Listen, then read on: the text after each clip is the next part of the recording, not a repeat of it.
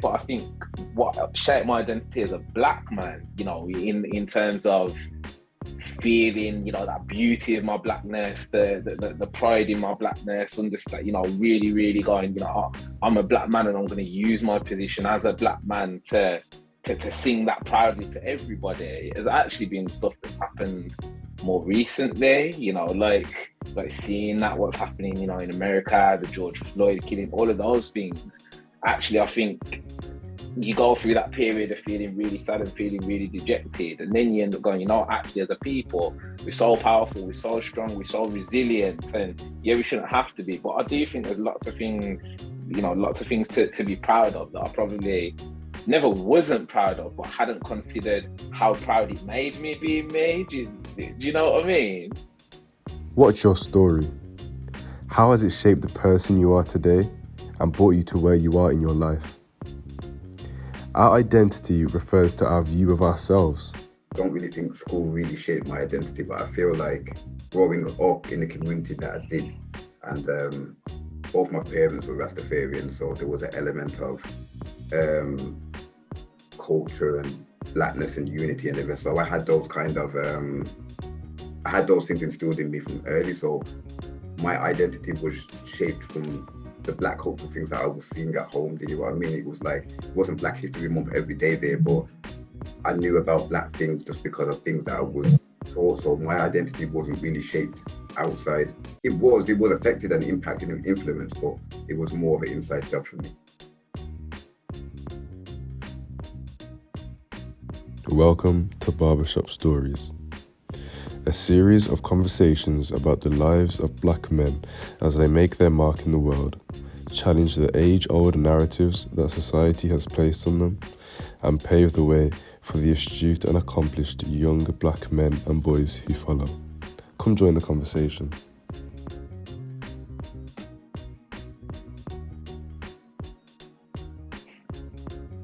Hello guys, we're all back. So today we're here to have a little chat about identity. My name's Kieran.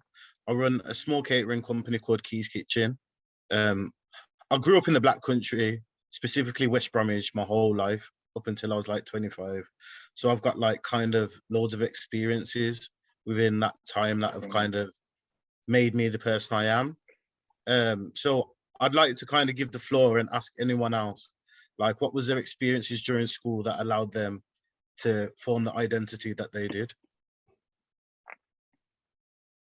I thought you looked like you were about to talk then. All right, safe. I'll take it first then. So obviously, I went to quite a predominantly black secondary school. It was a very inner city school, so I feel like that was a massive step for me.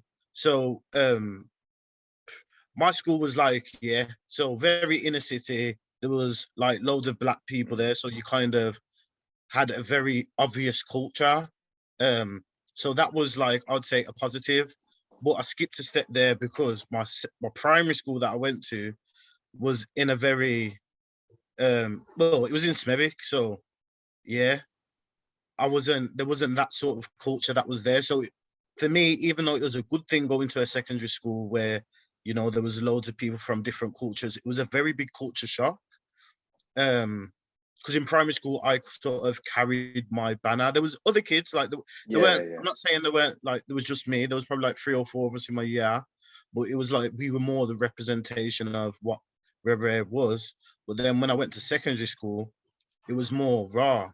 I can look at other people and see how they're acting and kind of draw my reputation. Not reputation, draw what I should kind of be or shouldn't be, or what's part of the culture or what isn't. Mm-hmm. Yeah. However, like I said, it was a very inner city secondary school. So some of those kind of experiences probably weren't the best, and they kind of didn't show me the best ways. But I believe all of these little things are steps that allow you to become the person you are. Yeah, 100%, man. I completely agree. So, I'm Tashan.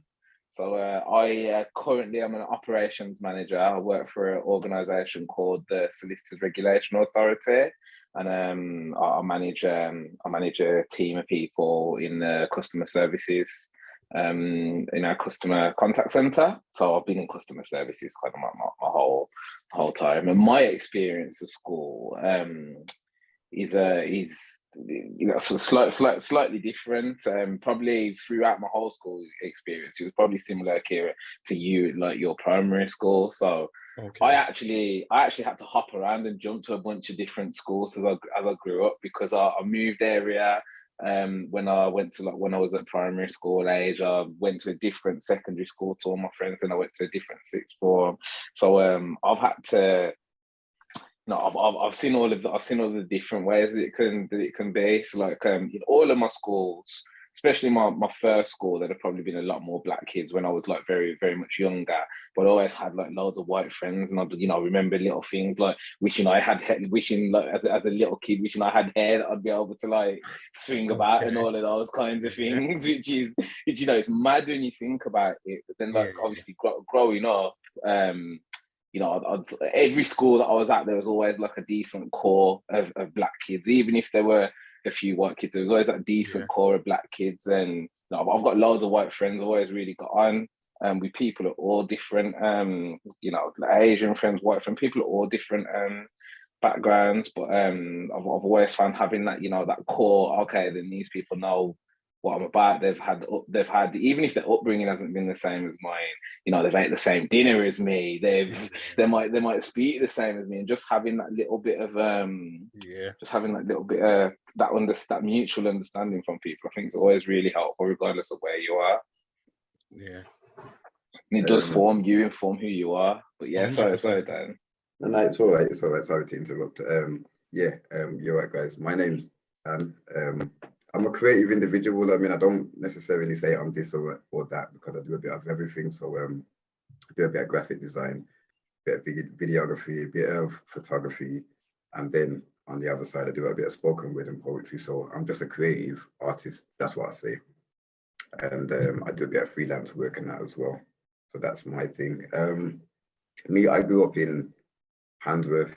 So that is, if you know Handsworth, it's predominantly Black and Asian kind of. There was a few like white people, but there wasn't many. So when I went to school, it was predominantly Black and Asian. And I don't really think primary school shaped my identity as a Black man, because I think by that time, the way I grew up, it was already shaped whilst I was in junior school, if that makes sense. I feel like that was kind of shaped at home predominantly. But what it did open me up to was the Asian culture. And because I went to school with a lot of Asians, I find myself knowing certain parts of the language, predominantly the swear words, but I mean, knowing a bit about the language and understanding things from a insider perspective, because I'd have peers explaining Asian things, kind of thing. So we get a kind of inside understanding. But in regards to how I think I shaped my identity as a Black man, no, it was just easy to gel with all the other Black people that were around, because it was just normal, if that makes sense. What we were doing and how we were behaving was just normal. There wasn't kind of any culture shock. Sorry, I'll try and speed up. In secondary school, I went to St. John Wall, which is also in Handsworth, and that had a mix. It was kind of the same actually, Asian and Black. So yeah, it was the same thing. I think I've answered the question.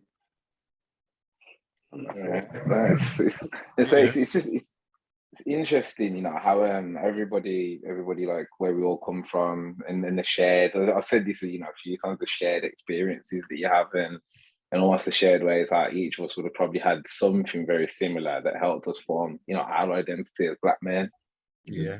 So there was one thing that kind of always used to, well, not always used to happen, but I found was a little trigger point that would happen like within certain parts of my life. And it would be, I would go out to go get food, or I'd be eating food, or something would happen to do with food, and someone would always jump to is that jerk chicken? So like, have you ever had any other stereotypes or things like that that have kind of always kind of followed you through life, that people have always made of you, and you've kind, do you know what I mean? Because that's one that's always sort of stuck with me. It could be like whether I'm cooking food or whether I'm eating food, or someone would always, or do you know what I mean? The jerk chicken ones, proper funny. Because I always get like, no, I don't really get asked about, oh, is that what you're eating? What I get is if somebody is like ate something or they've made something, they'll like come and tell me and seek me out and be like, I had this wonderful jerk chicken the other day. Like, exactly that. You don't even know if I like jerk chicken, man. What are you telling me that for? But I think for me, the one that I always had, which interestingly enough, I always had it because at school I was fast. You know what I mean? So I was quick, and I was all right at football, but I was never like amazing at football. But every teacher, they put me up front, and they'd be like, "Yeah, man, you're going to be there. You're going to be a striker." I didn't like playing striker. I hated it, but they'd put me up there because they was like, "Oh yeah, he's quick. He's quick. He's fast. He's going to get to the ball." And I noticed they didn't really do that to any of the other quick kids. So it's just me, the fast black kid. Which you fit the bill, bro. Which is an interesting one, yeah. For me to touch on that, the dirt chicken example, it resonates because I've had people say, "Oh, what you got there, Dan? You got a bit of dirt chicken and morning rice." You know what I mean? And I was like, I don't really need bread. It might even be super noodles that are in my bowl. Yeah. But like you've already made that big jump. You know what though? On a more serious note, one of the stereotypes that I've been hit with a few times in this is the have you got any drugs? Have you got anything that I can buy? And I was like, do I have a sign that says that I'm carrying drugs, or do I look like a drug dealer? But I've had that a few times. Every single time I go out in Digbeth, I get asked that without fail. Doesn't matter who I'm with, doesn't matter, all the time. Like, you got it. Yeah, it's that one. Interesting. So like me personally, with that sort of jerk chicken experience, I'll just use that as my example. That sort of gets my back up. So like, say if I was in like an office setting and I'm going to heat up my food, I'd probably take my food away so I'm not in that situation, or like I'd probably, do you know what I mean? I probably wouldn't eat in front of people or do those things. Is there anything you sort of do because of those experiences, like directly because of that's happened, you don't do or because of, do you get what I mean? I think that's a great question because 100%. So I think I spoke to, I said when we all first met, I was lucky enough to go to grammar school when I was a kid. My parents, like my parents, to be fair to them, it's not like I come from lots of money and all of that kind of stuff. My parents growing up very much came like from families that would have been struggling, didn't really have a lot, and just worked as hard as they could so that they could give me the life that I had. So I was lucky enough to go to a grammar school. But even at that grammar school, being I think one of like 4 or 5 black boys in my year, there's probably about another 3 or 4 black girls in the year as well. One of the things that used to follow me quite a lot was if I'd get angry about something, like, or if I'd be a certain way, I wouldn't even be angry. Maybe I'd be a little bit loud, or maybe somebody had done something to me, and I was like, hey, wait a minute, this isn't fair. So I'd get annoyed about it, and I'd express how I was feeling, and then you get attached to the aggressive black man. Yeah. So for me, even with working in an organization like I do, that he's really diverse, really cares about like making sure people feel represented. They'll constantly publish like do initiatives to try and like lessen the pay gap. But even with things like that, I still find myself trying to make sure that I'm being extra polite to people. If there's something that I think I disagree with, I have to think about my words so carefully and think about the way that I approach people so carefully, so that I don't end up being seen as this aggressive guy, or this guy who's just trying to cause friction or whatever. I'm always taking additional steps to not appear to be that person. I think that definitely comes from how I was treated at school by some of the teachers. Yeah, 100%. Just to chime in on what you lot are saying, both of your experience resonate, and I've had similar experiences, but I'll speak on this particular one. It's my experience is working in a predominantly white environment, because them are the places that I've kind of worked. Just the energy and the falseness, or that racism that's kind of played down. Everybody's doing it, so if you've got a problem with it, you must problem. You get what I mean? That kind of energy has made me want to work for myself and avoid working in places that have predominant, like heavily white cultures. I haven't got a thing against white people, but every employment I've worked since I was 16 on and off different jobs or whatever now, and in education, and every job I've had, I've experienced that kind of, and I was just, you know what, I need to be myself, because I'm not here to be subject to this. I don't have to accept this. You get what I mean? So that's the way it's directed me. I was like, I don't want to work for nobody. I especially don't want to work for people who are, in my experience. So that's why I'm on the path that I'm on now, trying to be as self-sufficient as possible because of those things. Okay, I'm gonna rewind the story a little bit. So I know we touched on like when we were a bit younger, and I want to touch back on that again. So like, what sort of relationships did you have with the people that used to teach you at school, and what did they sort of expect from you? Like, did you notice that like certain teachers would already have an expectation from you as soon as you had sort of met them, or like, did you notice that a certain group of teachers used to treat you differently, or what was your sort of so like for me, sort of, we had a history teacher, yeah, and he would already, as soon as like you've walked in first day, yeah, he's already got the seating plan planned out for the rest of the year, because he's already drawn up his expectations. And I don't even have to tell you who sat where and whatnot, but you already know what's going on in that class. So like, Yeah. did you notice that you had many of those sort of experiences at school, or? So for me, I would say, and you know what, I feel like maybe this would be quite similar for a lot of black boys. And you know, I could be wrong, but I know definitely from speaking to my dad about his experiences growing up as a young mixed race boy, it was similar to him. So when I was at primary school, you know, I was very clever. You know, I was always one of the high performers, always like top in class with loads of these things. So throughout the whole of primary school, all of my teachers who I ever had, I had really good relationships with. I was trusted to do things. I was on the school council. Like I was through primary school, like I was really lucky. I had it really good. But through secondary school, most of my teachers were cool, but there was the odd teacher who would be a certain way with me. I had one English teacher that he was picking on all of the things that I do. Anything that I do, it was never good enough. I wasn't doing my homework right. I wasn't doing this right. I wasn't doing that right. And luckily I got, parents that are clued up. And my parents, they just spoke to this teacher and they were like, well, what's this about? Because everything that you're telling me he's doing, none of the other teachers are telling me he's doing. He's getting all of his work in on time. He's doing all of this. So what's the problem? And I think, like, without saying it, they were like, "Have you got a problem with him because he's black?" But like, made him think about it. And after that, the teacher was fine with me. But definitely at secondary school, I probably had a few more experiences where teachers were treating me a certain way. And I can't say that it was because I was black, because they've never like gone, "Oh, but." You know, don't you? Like you feel it in the way that certain people talk to you, the way that certain people look at you, feel it. So yeah, probably definitely more secondary school than primary school.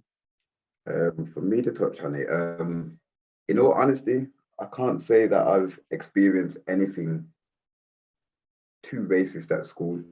Like I was, if there was any racist feelings, they were probably suppressed or well hidden, in all honesty. But the teachers and the rest, I don't think that they expected me to be like, I didn't feel any stereotypes in junior school. If in being all honest, and there was white teachers, Asian teachers, and probably only a few black teachers, but there wasn't really that pressure in secondary school. Now the teachers were kind of cool. There were a few teachers who had that racist energy, but I don't know if it was just at everything or whatever. Not, but we found a way of making light of the situation. So when we would see a teacher that kind of got racist energy, we joke about it. We would ridicule the teacher, if you get what I mean. And I know it sounds bad, but I mean, because it was a predominantly Black or Asian school, we all kind of had each other. So somebody would let you know that, oh, this teacher here has kind of got racist energy, so it will become a thing. Because I've been raised, I'm not going to let that outside racism kind of have me all depressed and down. So I'd rather laugh about it and make you have to look at yourself, if that makes sense. Well, what about Yes. you, okay? Is it? Oh, sorry, Dan. I thought. No, it's cool. Yeah, I was just going to say, Kieran, what about you? Is it similar for you, different? Yeah, so more or less the same for me. During primary school, I'd say, so my primary school was really complicated. So my primary school was just an infant school, and then we grew, and like we were the first year 3, first year 4, first year 5, first year 6. Okay. So I feel like for the school, it was a whole learning curve on just cultures and how cultures kind of grow. So there was like, I feel like the teachers were very good, if I'm honest, like in that way. They kind of allowed us to be the kind of representation. If we asked for something, we got it, sort of. Yeah. But in secondary school, yeah, there was definitely like, so there were teachers at my school that were teachers for like 40, 50 years. So like they were ingrained in that old school sort of mentality, if you know what I mean. Like they were openly telling man about how they used to throw like chalkboard marketings at people, and do you know what I mean? So like Yeah. walking around hitting desks with rulers and that if you're not paying attention and all those things, like, so yeah, there was very like, not that our classes were segregated, yeah, but set 2 was like heavily a Black set across like the year groups. There was like Black kids in year 1, I mean in set 1, but like set 2 was like, yeah, not that we were segregated, but yeah.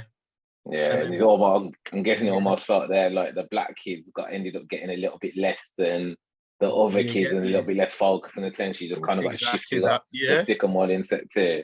Yeah. If anyone's getting a supply teacher, it's set 2. Like for 6 months, if you know what I mean. If no one ain't got a physics teacher, it's set 2 that's having the supply teacher. So like, yeah. But those, like I say, all of those things that have happened have kind of made me build my walls up. So like now I always like, I don't want something unless I'm getting like first rate, if you know what I mean. And then that's not something that's really applicable in life. Yeah. So how did the issues you had in school kind of make you be the person you are?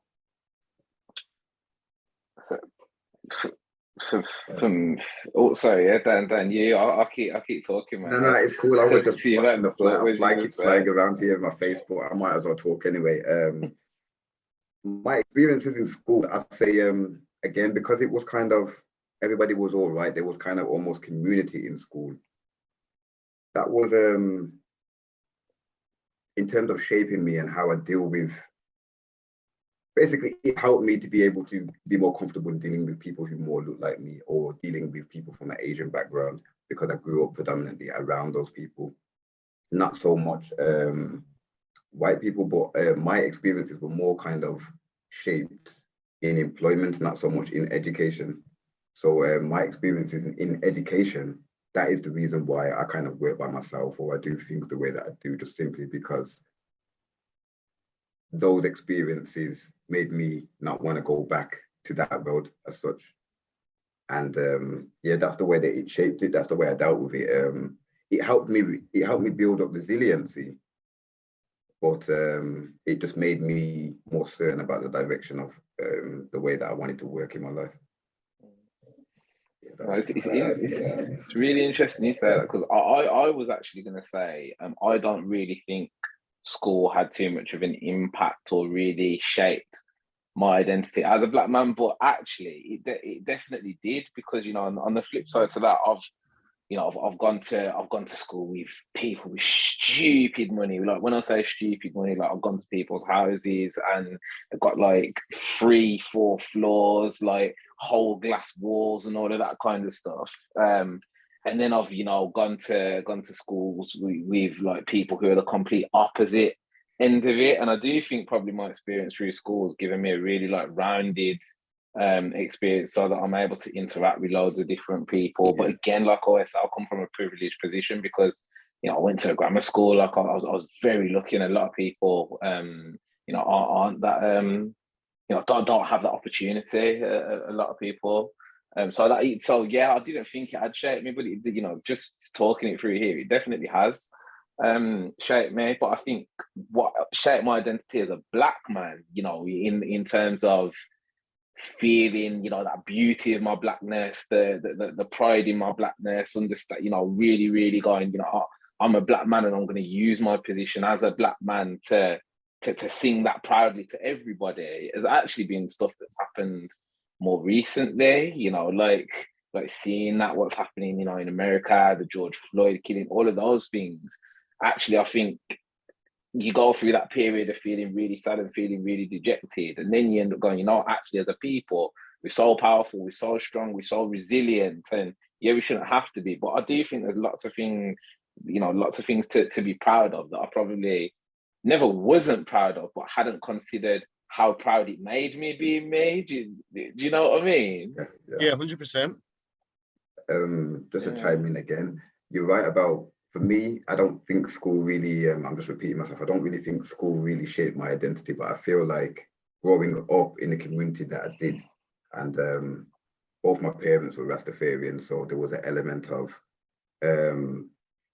culture and blackness and unity and everything. So I had those kind of, I had those things instilled in me from early. So my identity was shaped from the black cultural things that I was seeing at home. Do you know what I mean? It was like, it wasn't Black History Month every day there, but I knew about black things just because of things that I was taught. So my identity wasn't really shaped outside. It was affected and impacted and influenced, but it was more of an inside job for me. Yeah. What about you, Kieran? Like, I know you said that kind of like school shaped you in terms, I was one in the best, getting back up about certain things. Anything else, like how it shaped? So even throughout life, like I say, all these little things that happened, I'm sort of a person who doesn't like to make the same thing catch me twice. So like I will completely sort of change that behavior so it won't sort of happen again. So I won't really so like, for instance, and this is a really, really bad thing to do, but say if I've joined a new workplace, and I've noticed that there's black people that work there, I will kind of avoid talking to them for a bit, so it doesn't seem like I've just come here to chill with people, even though that's not like the right thing to do. But in their eyes, I don't want them to see that. But that's wrong. Do you get what I mean? But also, like little things like that, or like the whole eating thing. I used to work like a 5-minute walk, but I used to go home every single day to eat just so I didn't have to deal with that. What's that? Or why does it smell like that? Or like those people laughing because you're eating curry goat. Like, oh, why are you eating goat? You know what I mean? Stupid questions, stupid things, or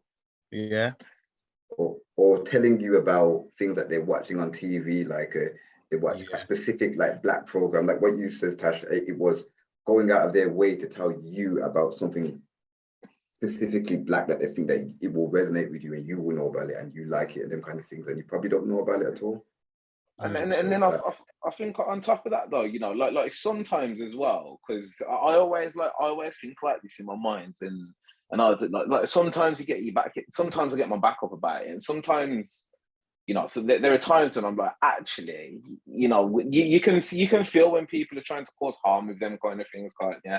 And you can feel when people are coming from a place of curiosity because they've, it's not something, it's not something that they've had. But I think it's so important, when it comes to forming your identity, to understand what you're comfortable with and understand what your barriers are, and especially as a young black man, to be able to communicate that, communicate that in an effective way. Do you know what I mean? Because like there'll be some people, like I've got locks, there are going to be some people out there who go, you know what, I don't ever want anybody touching them. Like, whereas I'm like, if somebody wants to see what it feels like, I'm not that I'm not that bothered. But if somebody just comes and grabs my hair, that's when I'm going, actually, nah, I'm communicating to you that like that we're not like that. Like you don't know me like that. So it's so important to be able to understand what your barriers are, understand your own identity, understand what you value, what you find important, and being able to set those standards for other people so they don't end up taking the mick with you. That's true, most definitely. The best way, I think one of the best ways that we can communicate is that like black men can be highly successful and not be afraid is more discussion. You got what I mean? More discussion and more representation.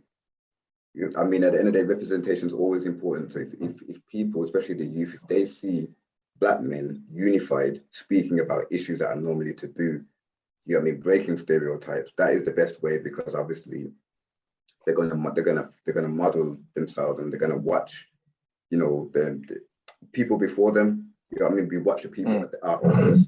So I mean, it's just representation for me. I think that's the best way that we can communicate it.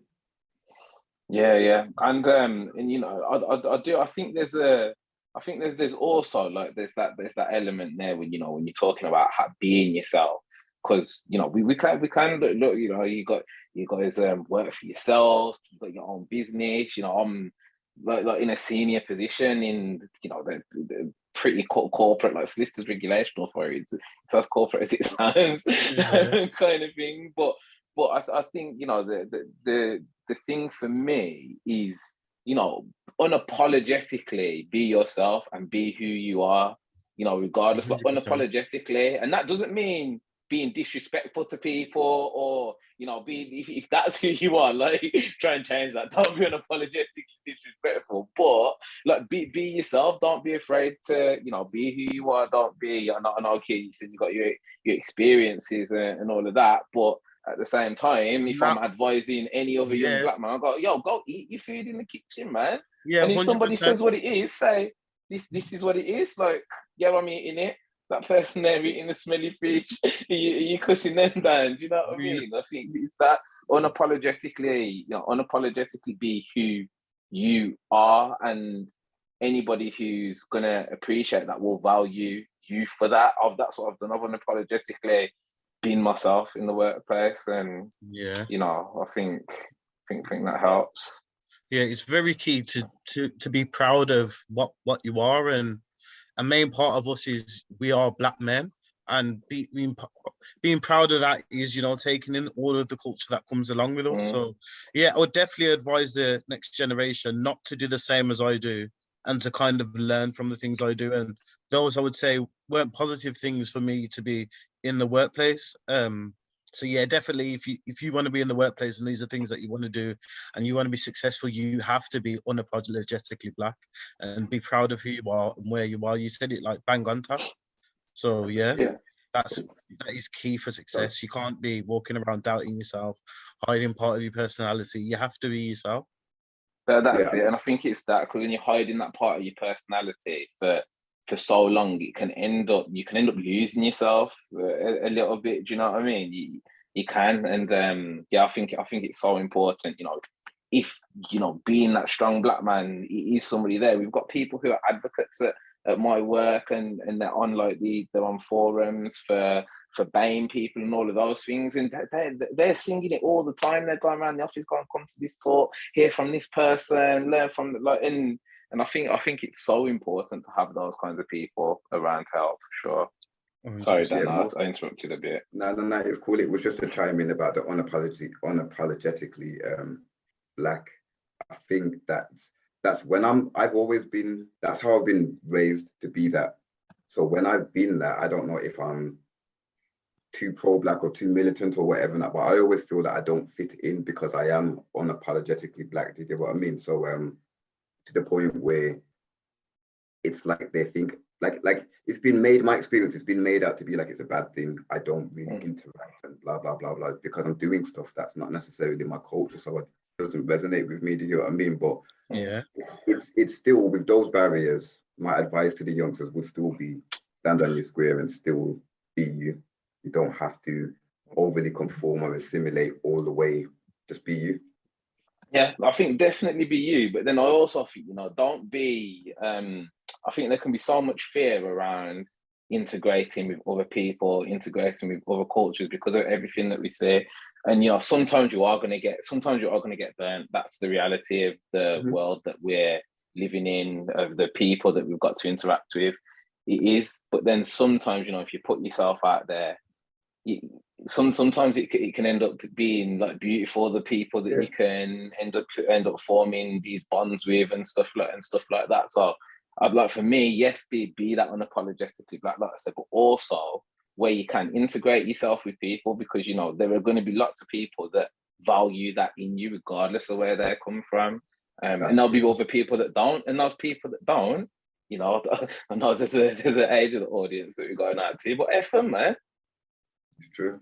Yeah, Family, 100%. and that's it. Go find out who your people are, whether that is black people in the workplace, whether that is other white people in the workplace, whether that's women, whether that's men, whoever it is, and allow them to help you form your identity, not only as a black man, but as a person, because all of it's what feeds into your identity. I think that's Exactly. where I'd always be coming from, and that's That's a valid always the point. advice I'd give people. Yeah, that's Yeah. a valid point. Yeah. Yeah. But Well, yeah, I'm feeling sort of like after like everything that's happened in my life. I know we've touched on this so many times. But going forward, I want to see like some changes with myself personally. So like even some of the things that we've touched on in this conversation, you lot have even inspired me to never like make these sort of mistakes again, and kind of yeah. So like in my business now, I am unapologetically back. It is who I am. mm, I am the face of my logo. I don't hide it. It's not Key's Kitchen that's run by someone. It's me. My face is this, and this is me, and that goes on my back, sort of thing. So like that's one of the changes I made straight away. But are there any changes that you sort of noticed that you were doing because of things, and then you've changed it because you've realized, nah, you know what? It is who I am, and this is how I'm gonna sort of be. It was just a touch on what Tash says about and just not letting certain experiences keeping yourself confined. I know that not everybody is bad. There's bad black people, there's bad black white people, there's bad everybody, do you know what I mean? So I just don't want my experience with one set of people now to then tarnish all my other experiences with people of other races and the rest. So that has kind of that Tash's comment has kind of inspired me to kind of look more within myself. And I do realize even further that not everybody's the same. You know what I mean? We're gonna have mm. prejudice, racism is gonna come from everybody, even people who look like you at times as well. So not everybody is a bad egg. Mm-hmm. And I think for me, the one thing I think I touched on early, sometimes in work I'd be a little bit more afraid to speak out, a little bit more afraid to say what this, for fear of being seen as either that aggressive person or that blocker. But I think for me, more so, what I've been definitely making a conscious effort to do more recently is, call things out. If I see somebody going on a certain way, I'll call it out and I'll be like, actually, no, that's not the way. Or try and educate people, try and let people know like what's what, why a certain person might be a certain way. And I think that's it for me. Like I'm never gonna let behaviour that maybe I'd have let slide 5 years ago. Yeah, Like yeah, I'm yeah. never gonna do that. So I'll always be there to be that ally for somebody, whether they're black, whether they're gay, whatever walk of life they're coming from. Make sure that I'm speaking out for people. Okay. So like what you're finding that you're being more assertive recently, and if Yeah, something yeah, you're not yeah, letting yeah. it slide, sort of thing. And that's sort of good because Exactly. that's another thing that builds your sort of identity once again. Yeah, It, man. Yeah, yeah. you've drawn the line between aggression and assertion in it, and that's the Mm. main thing. And the people that can't see the difference between them two, they're part of the problem, sort of thing. Exactly. That's And you what summarized it even better than I could Yeah, have done. That's exactly what I'm trying to say, man. Yeah. yeah. But yeah, it was a pleasure doing today. I kind of feel like we've touched Mm. on the sort of subject of identity, even though, you know what, we can all talk about this for like days and days. deep, I mean, Talk about this for hours, man. We could Yeah. add another hour on to Of it. course we could, but I feel like we've kind of given it a good sort of, you know, circle around and touched on our experiences. So yeah, it was a good one. Can't wait for the next. Man. Really good. Yeah. Catch you in a bit. Speak to everybody again, man. See you later. Yeah, man. Respect.